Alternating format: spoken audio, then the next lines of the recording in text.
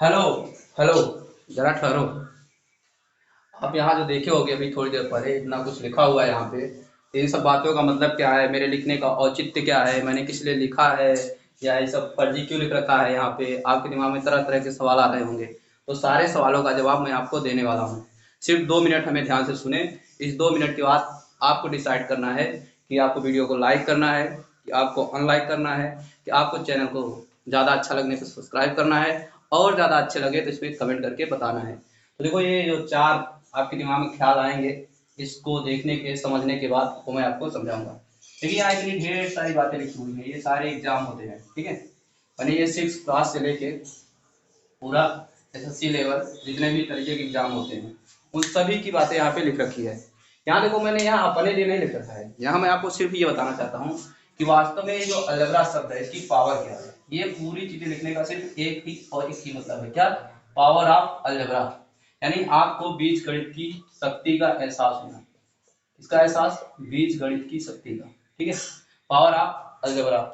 यहाँ देखो मैं अलजेब्रा को यानी बीजगणित को एकदम बेसिक से लेके हाई लेवल जितने भी तरीके के एग्जाम होते हैं उसमें किस तरीके की सवाल बनती होगी, क्या क्या बनता होगा, यहाँ से मैं आपको बीजगणित की एक एक चीज एकदम बेसिक से क्लास 6 से, देखो मैंने यहाँ नोट कर रखा है कहाँ से, 6 से लेके जितने भी तरीके के एग्जाम होते हैं आपके, बहुत सारे एग्जाम के नाम सुने होंगे आप लोग, ठीक है। जो लोग बड़े एग्जाम की तैयारी करते हैं तो उनका बैकग्राउंड क्या होता है, पीछे का बहुत कमजोर होता है। देखो किसी भी एग्जाम को निकालने के लिए आपका बेसिक और मजबूत होना बहुत जरूरी है। और मैं यहाँ बेसिक की सारी चीजें यहाँ पे करवाने वाला हूँ, एक भी चीज ऐसी नहीं है बेसिक की जो मैं छोड़ूंगा।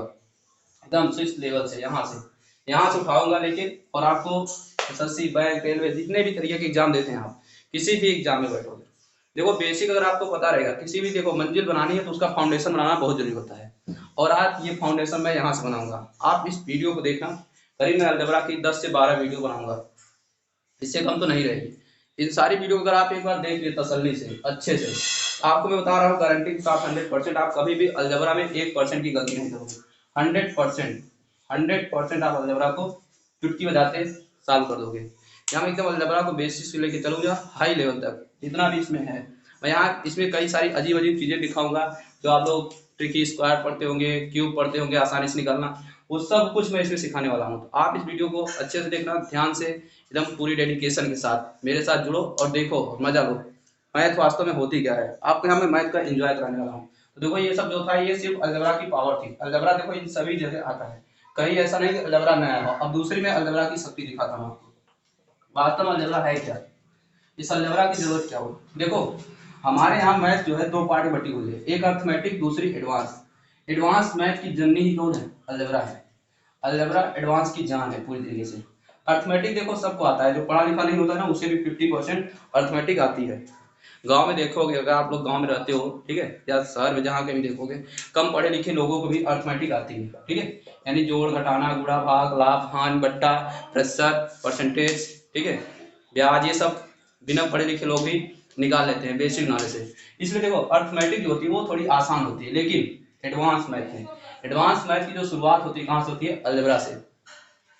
जो अलजेब्रा है ना ये इसी अर्थमेटिक के बाद की कहानी है।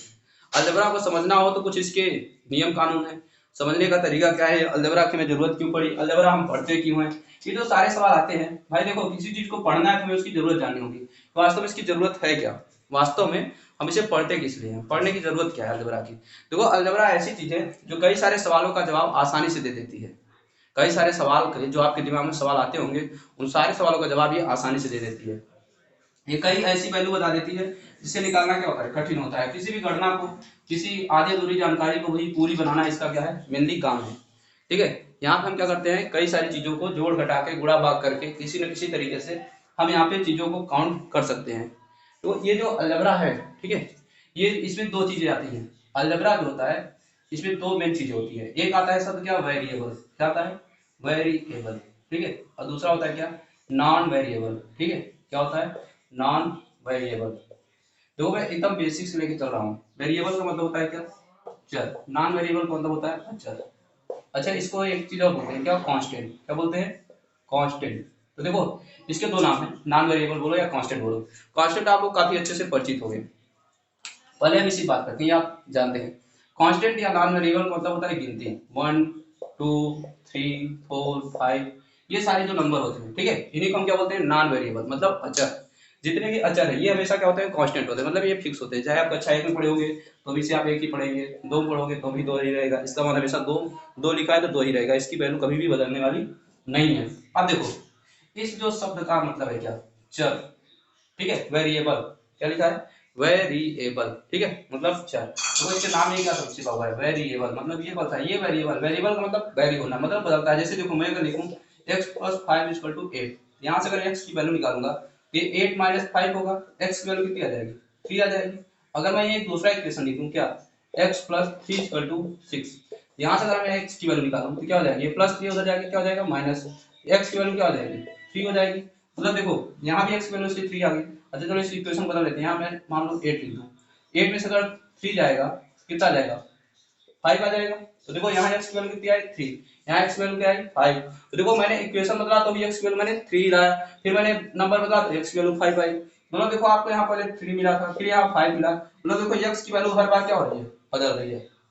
इसीलिए क्या बोलते हैं इसे, वेरिएबल, क्या बोलते हैं, वेरिएबल। तो आपके दिमाग में भी आ गया होगा किसे वेरिएबल बोलते क्यों। तो ये दो चीजें समझ गए। देखो अलजेब्रा को समझने से पहले आपको चर अचर को जानना जरूरी होता है, इसके बाद हम इसके आगे बढ़ेंगे। तो देखो आपके दिमाग में ये आ गया होगा कि चर क्या होता है, अचर क्या होता है, कैसे पहचानेंगे। तो गिनती के टर्म को हम क्या बोलते हैं, अचर बोलते हैं। और जितने भी X Y Z A to Z letter होते हैं क्या होते हैं, ए टू जेड, जितने भी लेटर आएंगे, ठीक है, ये सारे क्या कराएंगे, वेरिएबल कराएंगे। यानी यहाँ देखो इसका अगर अर्थ यहाँ देखो, बीज गणित मतलब बीजीय अंकों की गणना, क्या होता है, बीजीय अंकों की गणना, अंकों की गणना ही क्या है, बीज गणित है। बीजीय अंकों की गणना को करना ही क्या है, हमारा बीज गणित है। इतनी चीजें आप समझ गए होंगे कि वेरिएबल क्या होता है, नॉन वेरिएबल क्या होता है। अब हम इसको आगे ले चलते हैं। अब देखो इसके बाद आपको मेन क्या समझना है, सबसे पहले आपको समझना होगा कि अलजेब्रा होती क्या है, या अलजेब्रा को कितने पार्ट में डिवाइड किया गया है, ठीक है। तो यहाँ एक दो शब्द आया था हमारे पास, वेरिएबल, नॉन वेरिएबल, आपने इसको पकड़ लिया क्या होता है। वेरिएबल को देखो दो पार्ट में बांटा गया है, एक बेसिस ऑफ टर्म और एक बेसिस ऑफ पावर। इस अलजेब्रा को हमने दो भाग में बांटा है, एक किसके आधार से, एक हमने बांटा है टर्म बेसिस पे, किसके आधार पे, टर्म बेसिस, ठीक है, और एक पावर, ठीक है। बेसिस आप टर्म लिख सकते हो, टर्म बेसिस। यहाँ टर्म का मतलब होता है पद, क्या समझना है आपको, टर्म का मतलब है पद, और पावर का मतलब क्या है यहाँ पे, घात। हर एक चीज में देखो एक एक शब्द डिफाइन करूंगा, आप टेंशन मत लेना, हर चीज आपको समझ में आएगी। देखो यहाँ टर्म और पद दो शब्द आते हैं, टर्म मतलब क्या हो गया पद, पावर मतलब हो गई क्या, घात। इसके आधार पर इसे दो भाग में बांटा गया है, क्या किया गया है, अलजेब्रा को दो पार्ट बांटा गया है, एक पावर के आधार पे, एक टर्म के आधार पे। देखो टर्म के आधार से ज्यादा पढ़ना नहीं होता, सिंपली खत्म हो जाएगा, अच्छा अच्छा साफ कर, खत्म हो जाती है कहानी। मेन होती है पावर का खेला, ये आपको हमेशा पढ़ने को मिलेगा अच्छे अच्छे एग्जाम में, जितनी चीजें बनती हैं यहीं से बनती है। लेकिन आपको टर्म को पहचानना जानना जरूरी है। देखो टर्म का मतलब क्या होता है, देखो किसी भी अलजेब्रा में टर्म तभी गिने जाते हैं जब प्लस माइनस का चिन्ह आता है, हमेशा रखना। टर्म का मतलब, पद का मतलब जब प्लस माइनस का चिन्ह आता है तभी हम किसी चीज को टर्म के बेसिस पे काउंट करते हैं। देखो इसे टर्म के आधार पे इसे टोटल 3 नाम मेनली पढ़ते हैं, और चौथा जो होता है वहीं से आपकी शुरुआत होती है क्या, पॉलिनोमियल। देखो जो फर्स्ट होता है जब एक टर्म होता है कहीं भी तो उसे क्या बोलते हैं, मोनोमियल, क्या बोलते हैं, मोनोमियल। फिर हमारा क्या आता है दूसरा, जब दो टर्म होते हैं क्या बोलते हैं, बाइनो, ठीक है, क्या बोलते हैं, बाइनोमियल। फिर जब तीन पद होते हैं क्या बोलते हैं, ट्राइनोमियल। फिर जब तीन से अधिक हो जाते हैं तो उसी को हम क्या बोलते हैं, पॉलिनोमियल, क्या बोलते हैं, पॉलिनोमियल। अच्छा देखो इसमें बच्चों को काफी दिक्कत होती है, पॉलिनोमियल। देखो पॉलिनोमियल का मतलब केवल एक टर्म नहीं होता, ठीक है, इसका हिंदी मतलब क्या होता है, बहुपद। क्या होता है, इसको हिंदी में बोलते हैं बहुपद। ट्राइनोमियल क्या होता है, त्रिपदीय, क्या बोलते हैं, त्रिपदीय। बाइनोमियल को क्या बोलते हैं, द्विपदीय, क्या बोलते हैं, द्विपदी। और मोनोमियल मतलब एक पदी, ठीक है, एक पदी। देखो ये इसके क्या हो गए, हिंदी नाम हो गए, और इसके इंग्लिश नाम हो गए। देखो टर्म के आधार पे टोटली हम यहाँ मेनली 3 पढ़ते हैं, ये कक्षा 6, 7, 8 में पढ़ाया जाता है, ये आपके बुक में उसको पहचानने के लिए आता है। फिर इसके बाद आता है क्या, पॉलिनोमियल। सबसे बड़ी चीज होती है पॉलिनोमियल को पहचानना।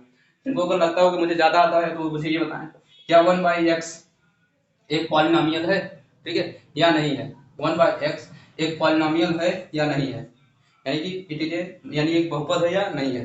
तो अगर आपको ज्यादा आता है तो इसका आंसर में कमेंट बॉक्स करके बताना, तो मैं समझ जाऊंगा।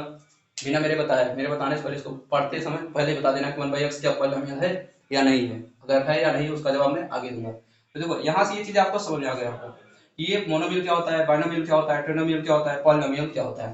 तो देखो टर्म के आधार पर टोटल हम यहाँ 4 फंक्शन लेते हैं। अब ये हो गया क्या हमारा टर्म के आधार पे। इसके बाद क्या हो जाएगा टर्म बेसिस, इसके बाद हम ले लेंगे क्या पावर बेसिस। अब पावर के बेसिस पे आप देखोगे क्या क्या होता है।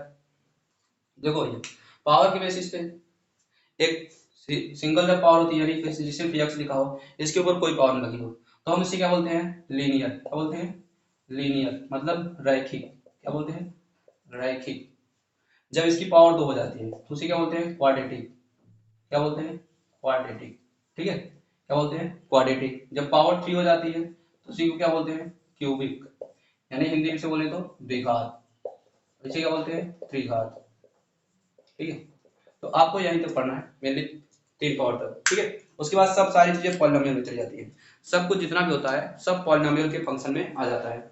फिर हम पॉलिनोमियल में उन सबको अलग अलग गणना करते हैं, तो वहां पे हम इसके आगे की पावर के बारे में यहाँ ज्यादा गणना नहीं करते हैं। तो देखो मेनली इतनी चीजें थी। ये क्या था term of basis algebra. Algebra को हमने क्या किया, एक टर्म के आधार बांटा, दूसरा पावर के आधार पे।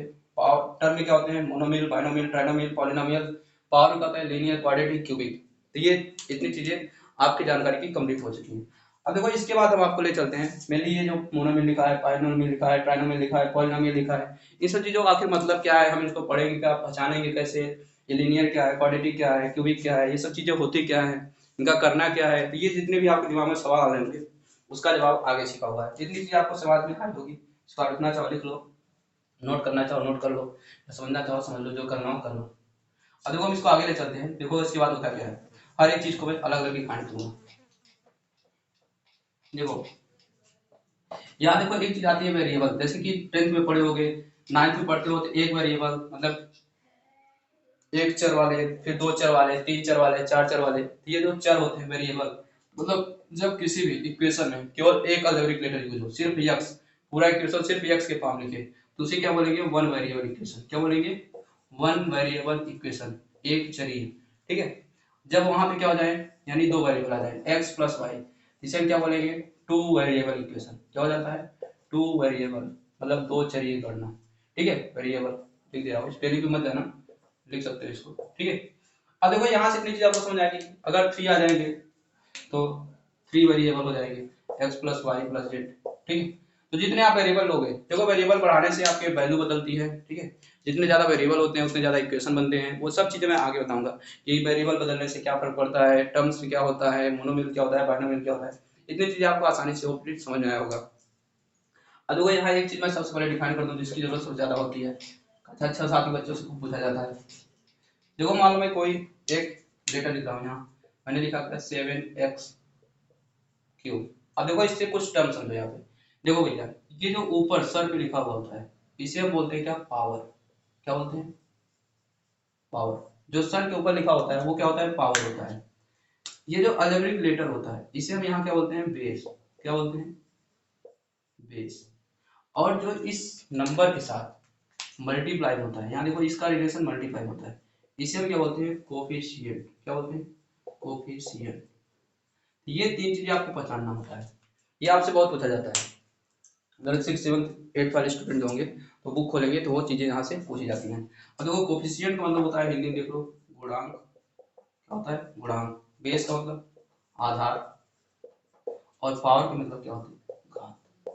तो ये 3 चीजें आपको पता होनी चाहिए। ये 3 चीजें आप अच्छे से याद कर लो। देखो इसका बहुत फायदा होगा जब आप क्वाड्रेटिक इक्वेशन करोगे। बच्चे काफी कंफ्यूज रहते हैं splitting of the middle term में, जब हम गुणनखंड करते हैं तो हाँ बच्चों को बहुत दिक्कत होती है जब हम बोलते हैं इसका कोफिशिएंट से मल्टीप्लाई करो, गुणांक करो, कैसे कैसे तोड़ना है, तो इन चीजों में काफी दिक्कत होती है। तो देखो ये सारी चीजें जो जितना मैंने बेसिक बना रखा है इसको आप अपने दिमाग में बैठा लो। इसको आप एक बार एक लिखो, कोई भी लेटर अपनी मर्जी से लो और उसमें बताओ कितने कोफिशिएंट है, कितनी पावर है, बेस क्या है। ठीक, ये चीज जब आप करोगे तो आपको समझ में आ जाएगा, एक आइडिया लगेगा कि वास्तव में हाँ हमें अलजेब्रा के बारे में पता चल रहा है। तो मतलब आपको समझ में आ गया होगा यहाँ से पावर क्या होती है, कोफिशिएंट क्या होता है, बेस क्या होता है, इतनी चीजें समझ गए होंगे। अब देखो इसके बाद मैं आपको जो आगे समझाने वाला हूँ वो इम्पोर्टेंट है, आपको आगे इसको करना क्या है ये समझ में आ गया। अब मैंने आपको टर्म बेसिस सबसे पहले बताया था कि टर्म के आधार पर किसी भी इक्वेशन को पहचानना होता है। क्या होता है टर्म के आधार पर पहचानना होता है। इससे पहले हम आते हैं क्या सबसे पहला शब्द जो आया था इसमें एक पॉलिनोमियल शब्द। देखो जो शुरुआत होती है बीजगणित वो होती कहाँ से पॉलिनोमियल से। कहाँ से पॉलिनोमियल, पॉलिनोमियल, ठीक है। जो पॉलिनोमियल होता है मतलब इसको हिंदी में बोलते हैं क्या, बहुपद। क्या बोलते हैं, बहुपद। देखो होता क्या है ये बहुपद जो होता है पॉलिनोमियल होता क्या है, यानी एक अलजेब्रिक फंक्शन जो होता है वो वास्तव में अलजेब्रिक फंक्शन कहलाता कब क्या है। जैसे मैंने आपसे भी सवाल पूछा था 1/x क्या एक पॉलिनोमियल है या नहीं है, यानी एक बहुपद है या नहीं है। देखो सिंपली आप याद रखो, कोई भी अलजेब्रिक लेटर, ठीक है, यानी A to Z जितने भी अल्फाबेट के लेटर है ये सारे क्या होते हैं, सिंपली आपको याद रखना है A to Z लेटर को हम यहाँ वेरिएबल मान सकते हैं। आप क ख ग घ अंगा को भी वेरिएबल मान सकते हो, लेकिन अब वो मैथ चलिए पहले पढ़ते थे, अब ABCD से होता है सारा काम। A to Z जितने भी लेटर होते हैं इन्हें हम क्या मानते हैं, वेरिएबल मानते हैं।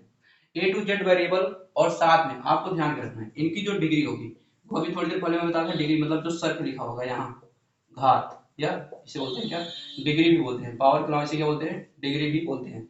ये जो पावर होती है ये हमेशा क्या होना चाहिए, नंबर होना चाहिए जो आप हिंदी आज से लेकर बचपन से पढ़े हो, यानी 1 2 3 4 5 6 7, यानी जितने भी रियल नंबर होते हैं, आपके जितने भी रियल नंबर हैं वो सारे ही क्या होने चाहिए, पावर में आने चाहिए। अगर रियल नंबर पावर में नहीं आ रहा है तो कोई भी अलजेब्रिक लेटर वो कभी भी पॉलिनोमियल नहीं कहलाएगा। जैसे देखो यहाँ लिखा है क्या 1/x, अगर हम इसको सही तरीके से लिखें तो x पावर क्या हो जाएगी, -1। क्या आप ऐसी गिनती पढ़ते थे क्या, -1 -2 -3, ऐसी गिनती नहीं पढ़ते, आप हमेशा गिनती पढ़ते हो 1 2 3 4 5 6 7 8 9 10, पर जीरो भी ले लो, होल नंबर ले लो, ठीक है। आपको लिखना समझना चाहो तो होल नंबर भी कर सकते हो, इसकी पावर जीरो भी करोगे तो भी दिक्कत नहीं होती है, लेकिन वो कांस्टेंट बन जाता है, तो भी हम इसे अलजेब्रा के टर्म में ले लेते हैं। कभी कभी हम डिग्री जीरो भी बताते हैं। जैसे अगर आपसे लिख दिया जाए, कर दिया जाए 7 है, पूछ लिया जाए बताओ 7 की डिग्री क्या होगी या इसका घात क्या होगा, तो देखो आप वहाँ ये मत कर देना कि इसमें तो कहीं x लिखा है नहीं तो हम नहीं लिखेंगे, नहीं, इसको आपको ऐसे समझना है 7 इंटू एक्स की पावर क्या है, जीरो है, क्या है, x पावर जीरो। देखो किसी भी नंबर की पावर अगर जीरो कर दी जाए, ठीक है, यहाँ एक वेरिएबल पावर जीरो, हमेशा अगर किसी भी नंबर की पावर जीरो हो जाए तो उसकी वैल्यू क्या होती है, 1 होती है। यहाँ जब इसमें रखोगे यहाँ 1 हो जाएगा तो 7 इंटू 1 क्या आ जाएगा, 7 आ जाएगा। इसलिए कभी भी अगर आपसे इस तरीके से सवाल पूछे तो आप वहां बता सकते हो कि वास्तव में उसकी पावर कितनी है या डिग्री कितनी है या घात कितना है। तो इस चीज को आप समझ गए होंगे, आशा करता हूँ। अब देखो आपको यहाँ से समझ आना है बहुपद होता क्या है, तो बहुपद की सिंपली पावर क्या है, हमेशा या तो गिनती वाले नंबर आने चाहिए, गिनती वाले नंबर और A to Z के लेटर होने चाहिए, A to Z कोई भी लेटर हो और गिनती के सिंपल नंबर आने चाहिए, तो भी वो टर्म क्या होगा, आपका पॉलिनोमियल कहलाएगा, अन्यथा नहीं कहलाएगा। जैसे कि मान लो मैं यहाँ कुछ एग्जाम्पल दे रहा हूँ, फिर उसमें से आप पहचानना। जैसे मैं देखो x plus x square plus 3 पहला लिख दिया मैंने, दूसरा मैंने लिखा 2x प्लस 1/x, तीसरा मैंने लिख दिया क्या, root x plus 4, fourth number मैंने लिख दिया क्या, X square by X plus 2। ये मैंने यहाँ 4 सवाल लिख रखा है, ये फर्स्ट है, सेकंड है, ये थर्ड है और ये फोर्थ। अब देखो इसमें आपको बताना है कि कौन सा इसमें पॉलिनोमियल है कौन सा नहीं है। तो मैंने सिंपली बताया था, देखो यहाँ सब सही लिखे हुए हैं और इसकी पावर 1 है, इसकी पावर 2 है, उसमें नहीं लगा हुआ, ठीक क्या हो जाएगा, आपका पॉलिनोमियल हो जाएगा। लेकिन यहाँ देखो ये क्या है, रूट एक्स लिखा है, मतलब अगर इसको सही तरीके से लिखो तो एक्स पावर क्या हो जाएगी, 1/2। क्या आप ऐसी गिनती पढ़ते हो 1/2 1/4 1/5, ऐसी गिनती पढ़ते नहीं हो, आप सिंपली 1 2 3 4 पढ़ते हो, तो ये पॉलिनोमियल नहीं होगा। यहाँ देखो ये वाला तो सही है, लेकिन ये वाला एक्स कहाँ हो गया, नीचे हो गया, और जैसे ही एक्स नीचे आता है इक्वेशन में तुम्हारा क्या हो जाता है, पॉलिनोमियल नहीं रह जाता। फिर इसे देखो यहाँ देखो लिखा तो है नीचे, लेकिन इस एक्स से ये वाला एक्स क्या हो जाएगा, कैंसिल आउट हो जाएगा, जैसे ही वाला एक्स कैंसिल आउट हो जाएगा तो सिंपल क्या बन जाएगा, x प्लस 2 बन जाएगा। तो देखो आपसे कंफ्यूज करने के लिए सवाल में वेरिएशन भी किया जा सकता है, तो आपको बस इस चीज को समझना है कि वास्तव में हो क्या रहा है। आपको मेन डिफिनेशन ध्यान रखनी है, देखो मैंने छोटी डिफिनेशन बताई है कि देखो किसी भी लेटर की जो डिग्री होती है वो एक क्या होनी चाहिए, होल नंबर होनी चाहिए, सिंपल याद रखो, यानी कि किसी भी लेटर की डिग्री क्या हो, होल नंबर हो, अगर होल नंबर है तो हमेशा क्या होगा, आपका पॉलिनोमियल होगा, सिंपल सी बात है, क्या होगा, पॉलिनोमियल होगा। अब कभी भी अगर आपसे पॉलिनोमियल पूछा जाएगा, मैं आशा करता हूँ आप कभी भी गलती नहीं करोगे। ये थी पॉलिनोमियल की कहानी। अब इसको हम क्या करते हैं, टर्म के बेसिस पे गिनना सिखाते हैं, तो आप यहाँ समझ गए होगी ये चीज। देखो यहाँ से बहुत सारी चीजें आती हैं, यहाँ मैं आपको बहुत सारी चीजें बताऊंगा, देखो जितना आपने अर्थमेटिक में पढ़ा होगा वो सब कुछ इस अलजेब्रा में आ जाएगा। जैसे अगर आपने असेंडिंग डिसेंडिंग पढ़ा होगा, क्या पढ़ा होगा, असेंडिंग और डिसेंडिंग, ये पढ़ा होगा, असेंडिंग आर्डर डिसेंडिंग आर्डर, ठीक है, असेंडिंग डिसेंडिंग, अलजेब्रा में असेंडिंग डिसेंडिंग होता है। कक्षा 6 में पढ़ोगे तो वहाँ आपको पढ़ने को मिला रहा होगा, असेंडिंग आरोही, डिसेंडिंग अवरोही, ये जो हिंदी में नाम है ये है। देखो असेंडिंग डिसेंडिंग यहाँ भी होता है, लेकिन यहाँ असेंडिंग डिसेंडिंग लिखने का तरीका क्या होता है, हमेशा हम किसे देखते हैं, पावर को, जिसकी पावर जितनी ज्यादा रहेगी उस हिसाब से हम अरेंजमेंट करते हैं। देखो यहाँ असेंडिंग डिसेंडिंग अगर आपको कभी कंफ्यूजन होता है ध्यान समझ लो। देखो इसके टर्म में क्या है, असेंडिंग ये कहाँ शुरू हो रहा है, ए से। ए मतलब सबसे पहले आता है, मतलब इसको क्या लिखना है, जब इसे लिखो छोटे से बड़े, इसमें मान लो आपको दे दूं 7 8 5 2 12 4। अब देखो अगर आपको कदम इसे असेंडिंग ऑर्डर में सेट करो, क्या करो, असेंडिंग ऑर्डर में सेट करो। तो देखो सबसे छोटा क्या है यहाँ, 2 है, सबसे पहले 2 लिख लो, फिर क्या है उससे छोटा 4 है, 4 लिख लो, फिर 5 है 5, फिर 7, फिर 8, फिर 12। इस तरीके से आप सेट कर सकते हो। ये तो होगा नंबर वाला, ये तो आप पढ़े होगे। अब आप बोल रहे हो गुरु जी आप तो बोले अलजेब्रा सिखाएंगे, देखो अलजेब्रा वाला भी सीख लो।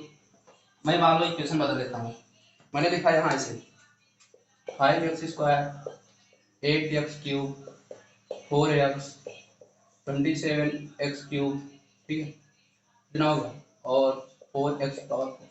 अब देखो यहाँ तुम्हें किसी भी का कोफिशिएंट नहीं देखना, मतलब गुणांक नहीं देखना है, हमें देखनी क्या है, पावर। देखो पावर सबसे कम किसमें है, 4x की। असेंडिंग वगैरह लिखने के लिए दिया जाए सबसे पहले क्या लिखोगे 4x, फिर उससे पावर ज्यादा किसकी है, तो देखो पावर इसमें कितनी है 2 है, क्या आ जाएगा 5x²। फिर देखो इससे ज्यादा पावर कौन है, देखो एक x³ यहाँ भी है, x³ यहाँ भी है। अब x³ तो दोनों में सेम सेम है, तो हम किसको आगे ले लेंगे।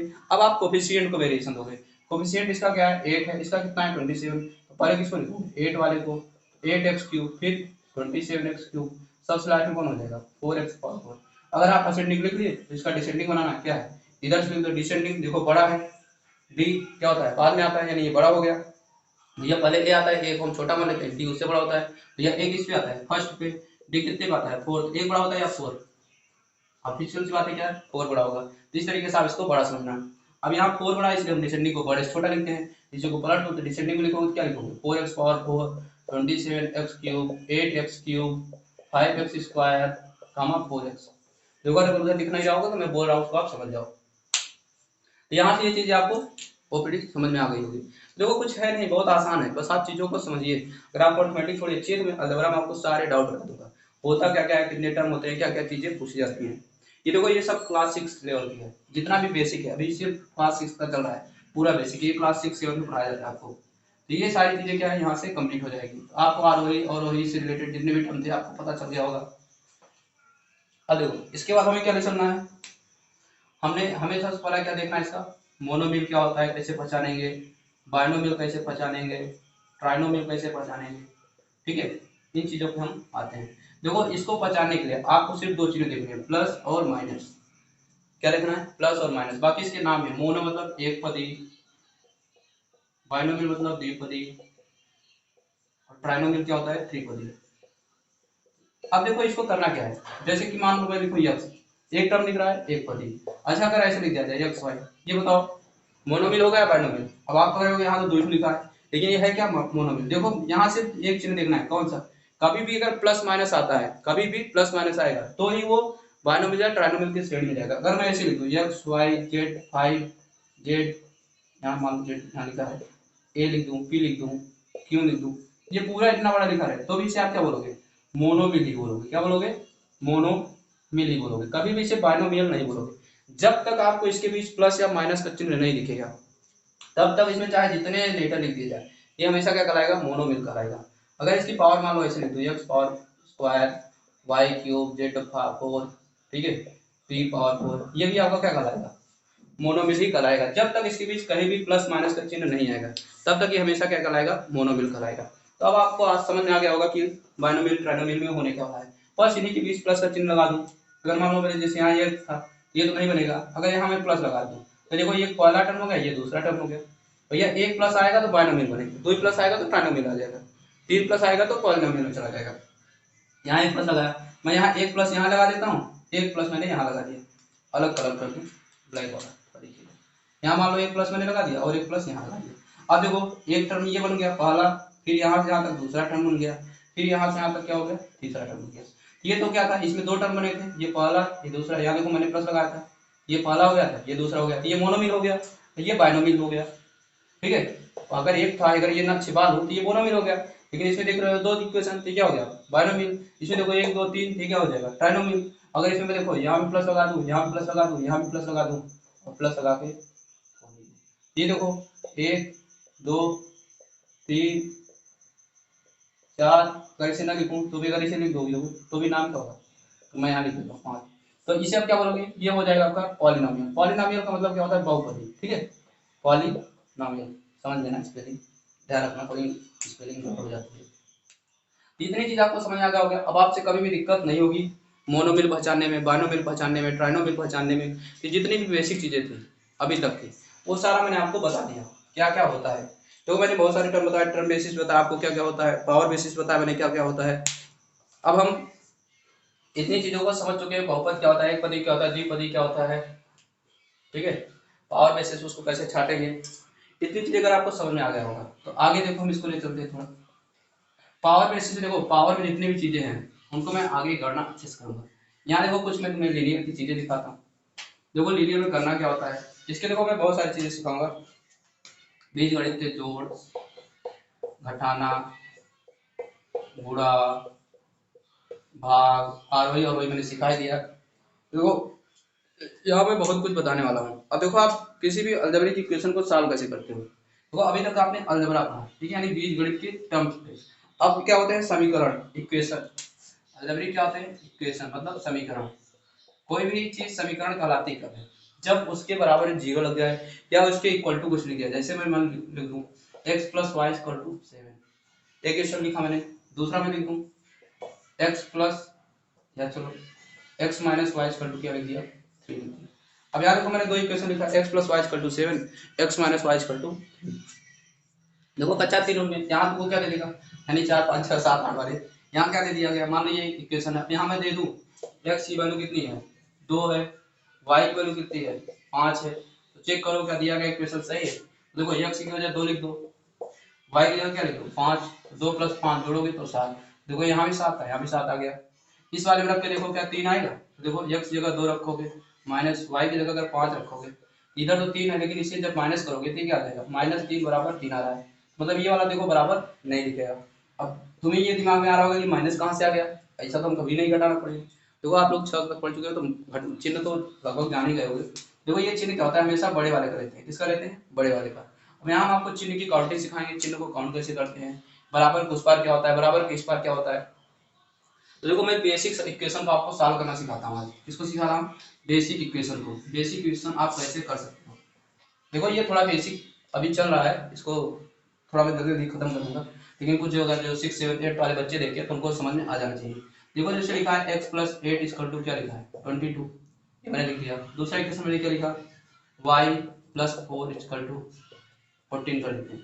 यहाँ मैंने लिखा क्या, t + 6 = 4।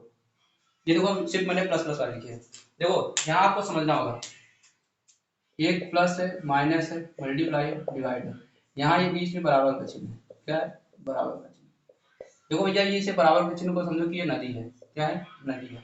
अब नदी में से अगर कोई जाएगा, ठीक है, तो कुछ न कुछ फर्क पड़ेगा भाई, नदी में तैर के जाओगे उस पार तो परिवर्तन आएगा। तो देखो अगर इस पार प्लस है, उस पार जब इक्वल उस पार ले जाओगे, यानी बराबर उस पार जाओगे तो क्या बन जाएगा, माइनस। इधर अगर माइनस है, बराबर उस पार जाओगे क्या बन जाएगा, प्लस। इधर मल्टीप्लाई है, इधर जाओगे क्या बन जाएगा, डिवाइड। इधर डिवाइड है तो बराबर उस पार जाओगे तो मल्टीप्लाई। तो ये चार चीज आपको पहले सिंपल ही ध्यान रखना है, क्या रखना है, इन चार चीजों का विशेष ध्यान रखना है। ये पहला आपका नोट पॉइंट है, ये आपके दिमाग में एकदम बैठ जाना चाहिए, इसको एकदम याद करना। फर्स्ट इंपॉर्टेंट पॉइंट आपके लिए यही है, यहाँ से आपकी वास्तविक बीजगणित शुरू ही होती है, अलजेब्रा।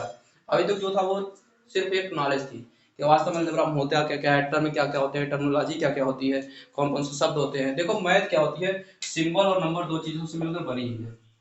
मैथ अगर इसको सिंपल भाषा में डिवाइड किया जाए तो सिर्फ दो चीजों से मिलकर बनी है, एक क्या, सिंबल, क्या, सिंबल, दूसरा नंबर। इन दो चीजों का मेल भी क्या है, मैथ के भाषा में, सिंबल और नंबर। जिसने इन दोनों को जान लिया, ठीक है, सिंबल स्पेलिंग हो गया क्या, सिंबल, ठीक है, सिंबल और नंबर दो चीजों से मिलकर मैथ बनी है। तो सिंबल भी पहचानो, नंबर भी पहचानो, ठीक है। यहाँ बहुत सारे सिंबल आएंगे जिनको आपको समझना होगा। अब देखो इसमें करना क्या है, सब यहाँ प्लस लिखा है, जब यहाँ एक्स लगाओगे ये +8 उधर जाके क्या हो जाएगा, -8 हो जाएगा। तो 22 में से 8 घटाओगे कितना आ जाएगा, 14 हो जाएगा। इस तरीके से प्लस उधर जाके माइनस हो जाएगा, तो ये y इक्वल टू क्या हो जाएगा, 14 - 4, तो y इक्वल टू क्या आ जाएगा, 10 आ जाएगा। इधर देखो t + 6 उधर जाएगा क्या हो जाएगा, माइनस हो जाएगा। 4 माइनस 6, यहाँ देखो थोड़ा ध्यान रखना। अब यहाँ देखो 4 बड़ा है या 6, 6 बड़ा है, 6 का कौन सा चिन्ह है माइनस, माइनस 2 आ जाएगा, ये ध्यान रखना है। अब देखो एक चीज मैं आपको यहाँ और बताता हूँ, घटाने में हमेशा ध्यान रखना है आपको, जो बड़ा नंबर होगा क्या होगा, जो ग्रेटर नंबर होगा हमेशा उसी का साइन लिया जाता है, मतलब उसी का आप चिन्ह लोगे। जो ग्रेटर नंबर होगा उसी का हमेशा हम साइन काउंट करते हैं। हमेशा साउंड किसका लेंगे, जो ग्रेटर नंबर होगा, तो साइन उसी का आएगा जो ग्रेटर होगा। ये चीज आपको दिमाग में रखना होगा, जो ग्रेटर होगा उसी का साइन आएगा। दूसरा आपको यहाँ एक चिन्ह का और खेला समझना होगा। देखो थोड़ा चिन्ह की बार बार गड़बड़ भी हो रही है, इसको आप देख लो, इसको भी आप समझ लो। वास्तव में एक तो देखो ये आपको याद रखना है, ये आपको फर्स्ट, ये तो इक्वल टू स्क्वायर स्क्वायर का खेला है। दूसरा आपको देखो प्लस इंटू प्लस हमेशा क्या होगा, प्लस होगा, ये पहली कंडीशन। दूसरा माइनस इंटू माइनस हमेशा क्या होगा, प्लस होगा। तीसरी चीज प्लस इंटू माइनस हमेशा क्या होगा, माइनस, और माइनस इंटू प्लस हमेशा क्या आएगा, माइनस। तो देखो इसको समझने के लिए सिंपल याद रखो, समान एक ही जैसे लोग रहेंगे एक जैसा ही रिजल्ट आ जाएगा, ठीक है। यानी दो निगेटिव लोग भी मिलेंगे तो भी हमेशा क्या बन जाएंगे, पॉजिटिव मिल जाएंगे, दो निगेटिव लोग भी पॉजिटिव हो जाएंगे, समझ गए इस चीज को। और दो पॉजिटिव से हमेशा पॉजिटिव बनेगा। लेकिन अगर एक पॉजिटिव वाला एक निगेटिव वाला तो हमेशा निगेटिव रिजल्ट देगा, एक निगेटिव वाला एक पॉजिटिव वाला तो हमेशा कैसा रिजल्ट देगा, निगेटिव ही देगा। इस चीज को आप समझ जाओ, ठीक है, क्या करो इस चीज को समझ जाओ। यानी अगर दो विपरीत साइन वाले हैं तो विपरीत सिंबल वाले हैं तो हमेशा कैसा रिजल्ट देंगे, निगेटिव देंगे। इस चीज को आपको याद रखना है, यहाँ से आप इस चीज को बना सकते हो। अब ये तो हो गया क्या, ये तो आपको सिर्फ इससे पता करना है कि वास्तव में अगर दो प्लस प्लस वाले होंगे तो हमें काम क्या करना है। इससे सिर्फ आपको ये ध्यान रखना है कि इससे हमें सिर्फ काम करना है, लेकिन रिजल्ट में साइन किसका रखना है ये ध्यान रखना है।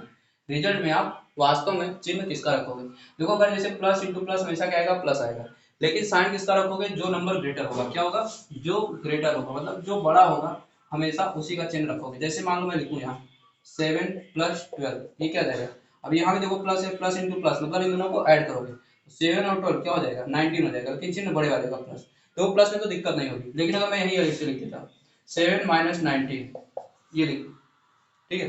अब देखो यहाँ क्या है, ये प्लस है और ये माइनस है, प्लस माइनस ओवरऑल क्या होगा, माइनस। देखो यहाँ से प्लस माइनस करोगे तो रिजल्ट क्या आएगा, माइनस, माइनस करोगे मतलब यहाँ सब्ट्रैक्ट करोगे, 19 में से 7 सब्ट्रैक्ट करोगे क्या आएगा, 12। लेकिन लास्ट नंबर ग्रेटर, जो ग्रेटर होगा यानी जो भी बड़ा होगा उसी का हम हमेशा क्या रखते हैं, साइन यूज करेंगे।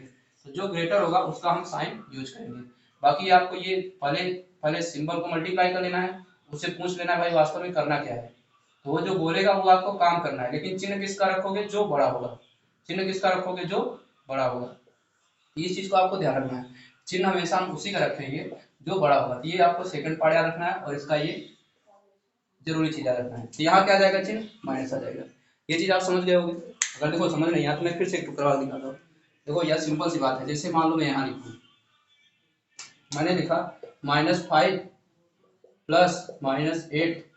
अब मैं तुमसे पूछूं बताओ इसका आंसर क्या आएगा। देखो ये -5 हो जाएगा, अब इसको पहले तोड़ोगे ब्रैकेट में, प्लस माइनस माइनस -8 हो जाएगा।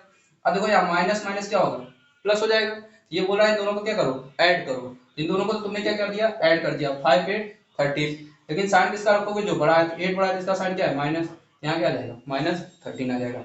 अगर मैं ऐसे लिखूँ 8 - 13 इक्वल लगा दूं, अब यहाँ देखो माइनस है यहाँ प्लस है, तो प्लस माइनस रिजल्ट क्या आया, माइनस। मतलब काम क्या करना है, घटाने का, मतलब माइनस करने का। तो यहाँ 13 में से 8 सब्ट्रैक्ट करोगे कितना आएगा, 5।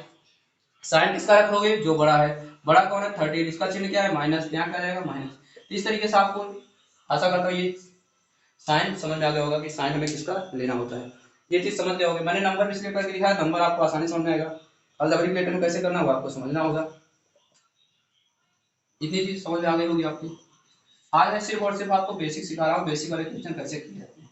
इसके बाद मैं अगले लेक्चर जब ले आऊंगा तो उसमें और भी अच्छी चीजें बताऊंगा और बढ़िया बढ़िया क्वेश्चन बताऊंगा।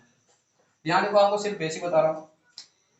जैसे कि आपको दे दिया जाए x प्लस 7 कर दे दिया मैंने, x माइनस 7 इक्वल टू 6 दे दिया मैंने, x इंटू 5 इक्वल टू 25 दे दिया, x बाई 12 इक्वल टू 10 दे दिया। अब ये मान लो मैंने यहाँ 4 सवाल बनाया 4 तरीके से। यहाँ देखो मैंने हर एक सिंबल से एक एक सवाल लिया है, हर एक से, ठीक है, हर एक से एक एक सवाल लिया है।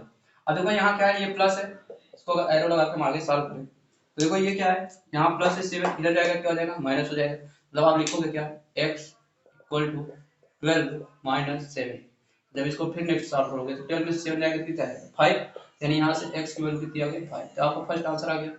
सेकंड वाले में आओ, फिर एरो बनाओ। देखो यहाँ क्या x माइनस 7 इक्वल टू 6 है, ये माइनस 7 है, इधर जाएगा क्या हो जाएगा प्लस 7 हो जाएगा, यानी यहाँ से आ जाएगा क्या x 6 प्लस 7 इक्वल टू क्या हो जाएगा 30। यहाँ से x की वैल्यू कितनी जाएगी, एरो बना के लिख देते हैं, x इक्वल टू क्या हो जाएगा 30 आ जाएगा। देखो मैं सिर्फ समझाने के लिए कर रहा हूँ, ये सब कर सकते हो, कोई कठिन काम नहीं है। ये मल्टीप्लाई इधर जाके क्या हो जाएगा डिवाइड हो जाएगा, यहाँ से x की वैल्यू क्या हो जाएगी 25/5, ये 5 5 कैंसिल आउट, क्या हो जाएगा 5 5 का कटेगा, फिर एरो लगाओगे तो यहाँ से x की वैल्यू कितनी आ जाएगी 5। फिर यहाँ देखो ये नीचे डिवाइड में, अब इधर जाके क्या होगा मल्टीप्लाई, मतलब ये क्या हो जाएगा x इक्वल टू 12 इंटू 10, इसको सॉल्व करोगे 12 10 जा 120 होता है, यहाँ से x की वैल्यू क्या आ जाएगी 120। तो देखो ये मैंने हर एक टाइप्स का सवाल बता दिया। देखो इसी तरीके से आपके बुक में सवाल लिखेंगे, ये क्लास 6 7 के बच्चों के लिए है, इस चीज को आप नोट कर लो कि आपको वास्तव में करना क्या है, चिन्ह साइन देख के करना क्या है वास्तव में। और देखो इसमें अच्छी अच्छी सवाल बनती है, बढ़िया बढ़िया सवाल बना के दे देगा, और उससे वेरिएशन किए जा सकते हैं, इसमें बहुत कुछ किया जा सकता है। तो मैं बहुत डीप में नहीं जा रहा हूँ, इसको मेनली आपको बता देना चाहता हूँ कि वास्तव में आपको चिन्ह के साथ करना क्या होता है। आप साइन देखोगे उसके हिसाब से आपको निर्णय लेना है। तो यहाँ देखो साइन के साथ साथ कैसे कैसे चीज़ों को डिटेल में करना है, इस चीज़ को आप समझ गए होगे।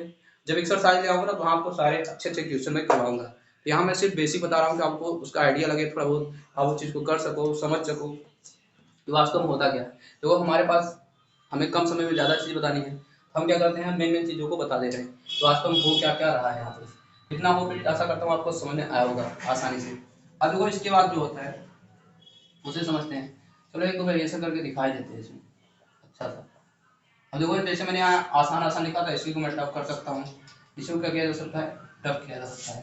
तो इसको टफ कैसे करेंगे, मान लो ऐसे मैं लिखूँ 7x प्लस 4 इक्वल टू में लिख दूँ कितना, चलो 25 कितना लिखा मैंने 25।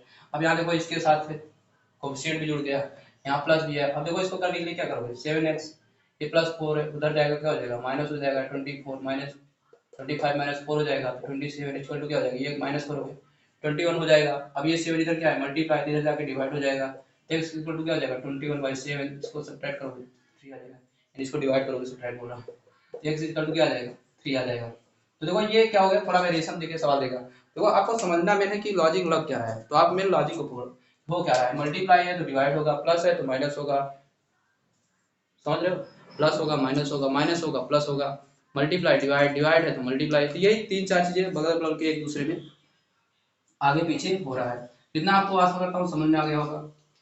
अब देखो इतनी चीजें आप समझ गए, इसके बाद आता है क्या है अलजेब्रा का जोड़ घटाना गुणा भाग, ठीक है। तो ये सारी चीजें हम नेक्स्ट पार्ट में चर्चा करेंगे, क्या क्या सीखेंगे अलजेब्रा का जोड़ यानी इसका ऐड एडिशन, फिर सब्ट्रैक्शन मतलब घटाना, फिर हम आपको सिखाएंगे क्या मल्टीप्लाई, क्या सिखाएंगे मल्टीप्लाई मतलब गुणा, फिर आपको सिखाएंगे क्या डिवाइड मतलब भाग।